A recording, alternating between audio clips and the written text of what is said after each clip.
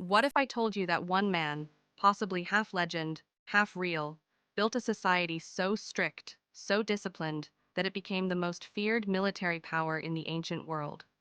Welcome to Sparta, and welcome to the story of Lycurgus, the lawgiver who reshaped chaos into a warrior machine. In the early first millennium BC, the mighty Mycenaean civilization had crumbled. Into that vacuum came the Dorians, fierce northern Greeks who settled in the region of Laconia and founded a new city-state, Sparta. Out of this new beginning rose a man named Lycurgus, a name etched in legend. Some say he was just a myth, but his impact? Very real. Lycurgus was born into royalty. When his brother, King Polydectes, died without an heir, the throne should have been his. But everything changed when the queen revealed she was pregnant.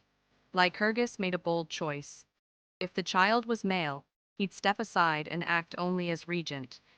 The child was born, a boy named Charalias. Lycurgus kept his word.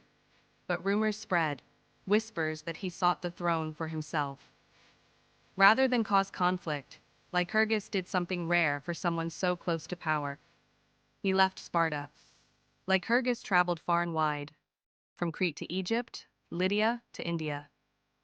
Everywhere he went, he studied laws, governments, and customs. He returned not as a prince, but as a visionary. Sparta, in his absence, had slipped into disorder. The people begged for his return. But before stepping back into politics, Lycurgus visited the Oracle of Delphi, who told him, "Your laws will make Sparta the most renowned state in the world." With that divine backing, he began his mission. First, he outlawed written laws, believing the people should memorize them, live them. These laws were called the Great Retra. He abolished personal wealth, dividing land equally. He banned gold and silver. Instead, Spartans used bulky iron bars as currency. Why? So useless in trade, it forced them to be self-sufficient. Sparta's government became a unique blend. Two kings to share power.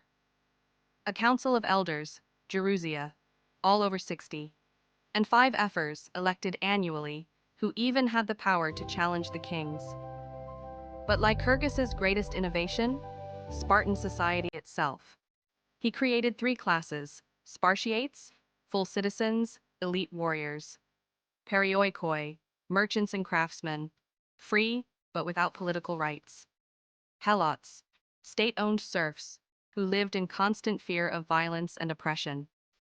To prevent Helot uprisings, Sparta created the Krypteia, a secret police that sent young Spartans to hunt and kill outspoken Helots. Even Plutarch, the ancient biographer, called it barbaric. At just 7 years old, Spartan boys were ripped from their homes and entered the agogé, a brutal education system. They learned to fight, steal, survive, and if caught stealing, they weren't punished for the act, but for being caught. Legend says one boy let a hidden fox chew through his guts rather than reveal he had stolen it. Training continued until they turned 30, when they could finally marry and live with their wives. Spartan women were unlike any other in Greece. They were educated, athletic, and legally allowed to own and inherit land, eventually holding 2/3 of Sparta's farmland.